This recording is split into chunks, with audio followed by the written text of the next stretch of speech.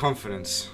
Let's talk about that. So, the definition of confidence, basic definition of confidence is the feeling or belief one can have faith in or rely on someone or something. Alright, that's the basic blank definition of confidence. Alright, but if we expand that, there's also versions of confidence. Alright, there's self-confidence, there's confidence about your trust with other people, there's all of that stuff. Alright, now we're going to be talking about three things.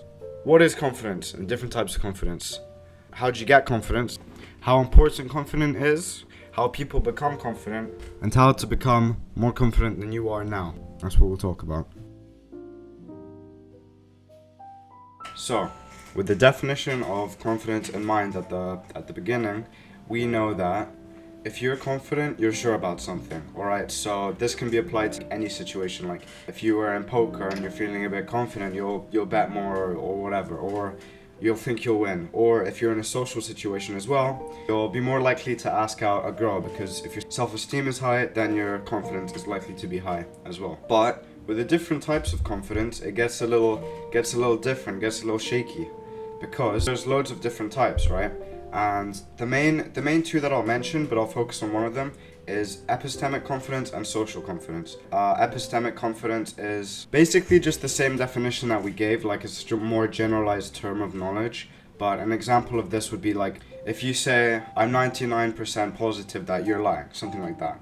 But the main type of confidence that I'll talk about here is social confidence, which is basically our sense of comfort in social situations and our expectations that others will accept us, alright? That's pretty big, so that piece of confidence is pretty damn important. But I'll focus on social confidence, but before I get into more of that stuff, the other bits of confidence there are to keep in mind are stuff like low, optimum, and overconfidence. Like, let's say you have someone that's really cocky. Oh yeah, I can bag 10 girls in one night, easy. Or someone with low confidence, which is like, I'm gonna fail my exam, no doubt about it.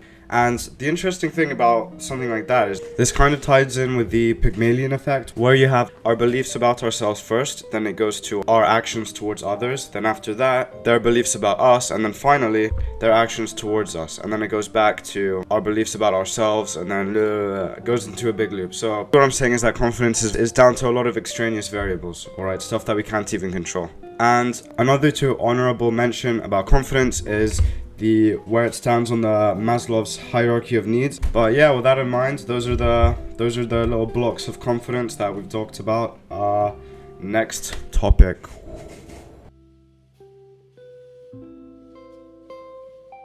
I know what you guys are thinking. What, Waleed? How do I get this amazing confidence that you have? Where does it come from? Well, I'll tell you how, alright? I'll tell you where confidence comes from. So, I would say that confidence would come from two things, alright? Internal and external validation. That's the main thing. Internal validation being the validation you have towards yourself, and external validation being obviously the validation you get from people around you. And I guess an example of internal validation would be when you say, alright, I'm the best, I'm the champ. Like when you hype yourself up for a boxing match or an exam, you'll say, alright, I can do this, I have confidence with myself, I can fucking ace this test, something like that.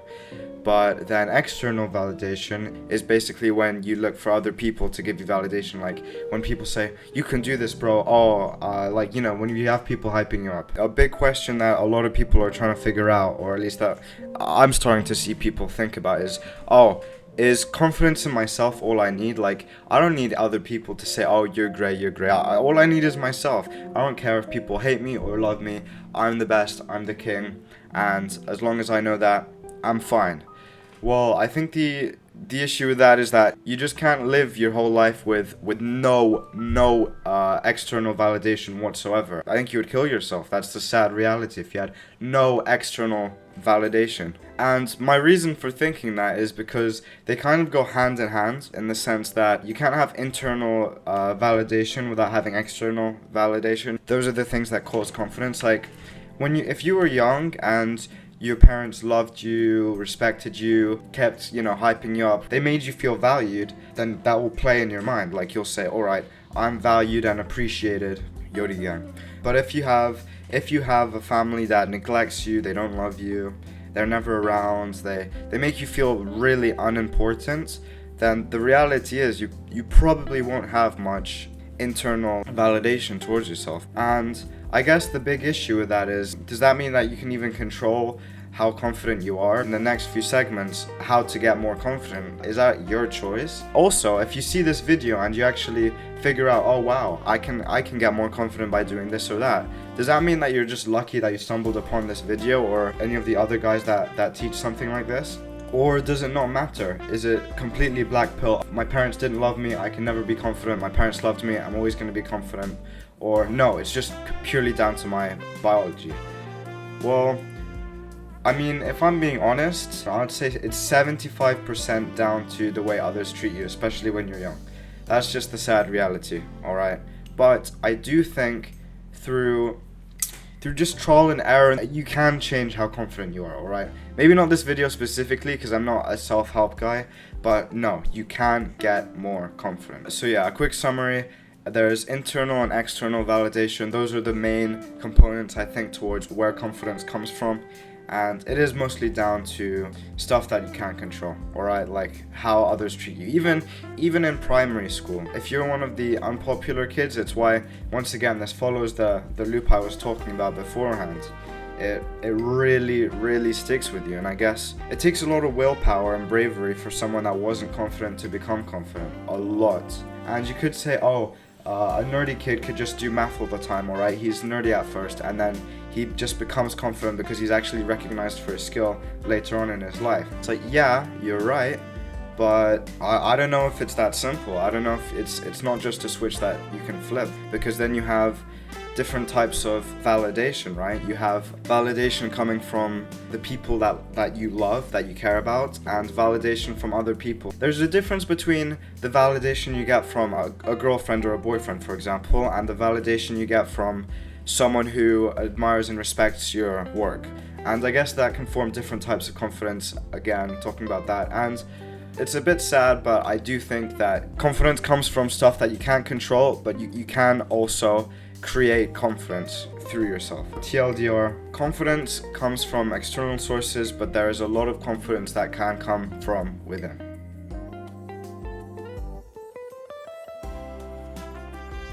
So all of this is good, right? We've established all of this stuff, great. But now, how important is confidence? Obviously, everyone knows that confidence is really important, alright? It's very important. But even with people knowing that, I don't think people realize how it's even more important than people think. For example, the average height of US presidents is 6 foot. And you might think, oh, it's not a huge deal, but like, think about Obama, Donald Trump, all of these guys, they're pretty tall. They're over 6 foot, and this is partly due to the fact that overall people who are taller are known to be more successful. And it sounds awful, it sounds ridiculous, and it's not because they're superior in any way, right? Because they're not, apart from the fact that they're taller. But it's mainly because they're more confident about themselves. So it just goes to show that because of the external validation that some tall people get, they feel more confident, or even with confidence comes bravery, right? They feel more brave to go into the positions that they're in, or they're able to speak their mind more freely. And I know it sounds a bit extreme, and it sounds almost a bit black pilly for me to say all of this, like confident, oh hi. That's why the halo effect is a real thing. People who look better, get treated better, are more confident, and then it goes back to that loop I was talking about.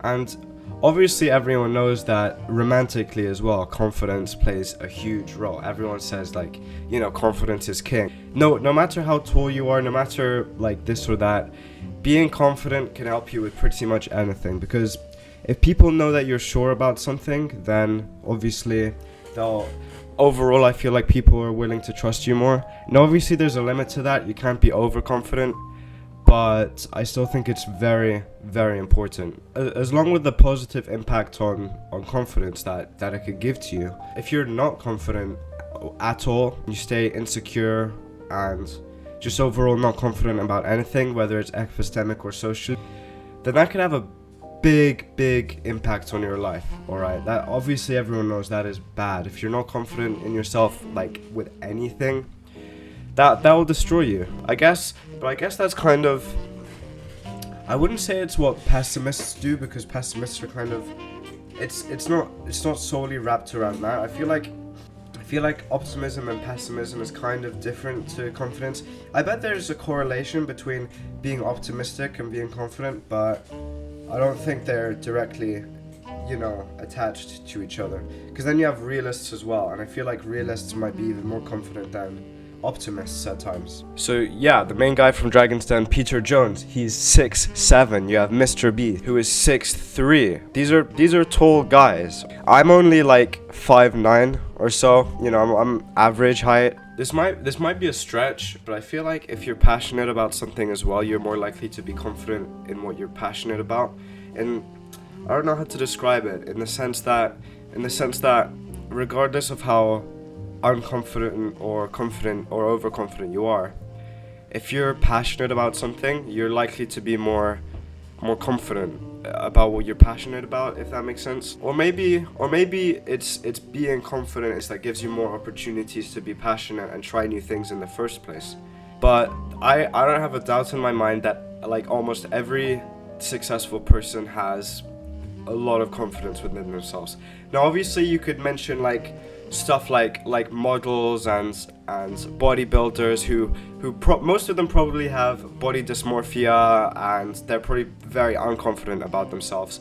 I feel like when it comes to competing physically, like in a physical sense with each other, then I feel like confidence plays a bigger role, and like confidence is a lot more sensitive to something like that than it were to business, for example. The reason why successful people are successful is obviously because they're smart, they know what they're doing, but it's also because they're confident about themselves. Whereas in bodybuilding or modeling, I feel like confidence doesn't play as big as a role, but because it doesn't play as big as a role, you have people that are less confident in those fields. I hope I'm making sense. I feel like what I'm saying makes sense, but tell me in the comments.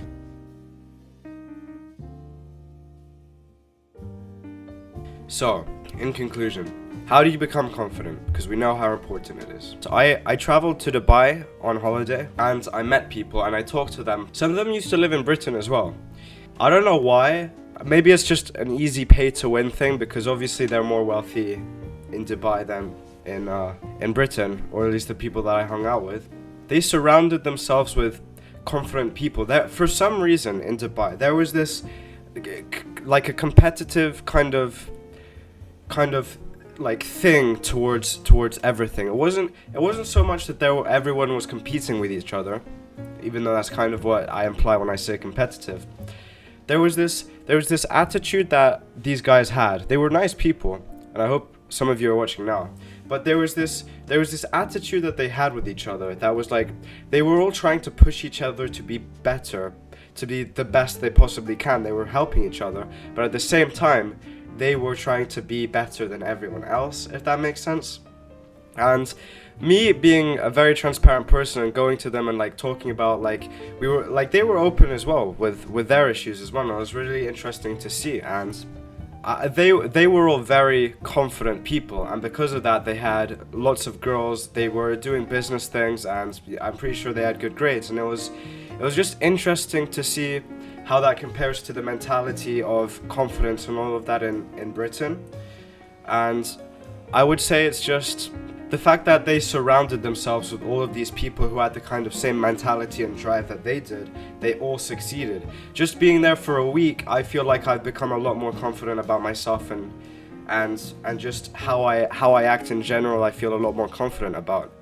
And it might sound stupid or whatever, but it's true. It's just, I feel like, alright, me, the way that I'm trying to become confident is by kind of preaching to my friends a bit as well, and Dubai helped as well. That's why, like, whenever I'm on holiday, I'm gonna try go to Dubai now. But I feel like I've been noticing that I've been trying to preach to my friends a lot more about all of this shit, and I think because of that, they've become more confident. I'm not gonna say I had a huge impact or whatever, but I can see that they're what I'm saying is not is having a positive impact on their lives. Now, I hope I'm not sounding like, like like amazing about this, because I really hope I'm not. I hate it when people do that.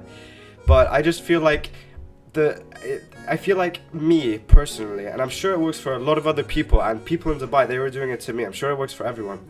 If you influence people in a positive way, you will be more confident from it. Or any kind of impact you leave on someone's life, I feel like can give you a boost of confidence. Same as if you surround yourself with people that give you that same boost of confidence. And that's how you can perfectly use internal and external validation. You can use internal validation on yourself and to help other people, all right?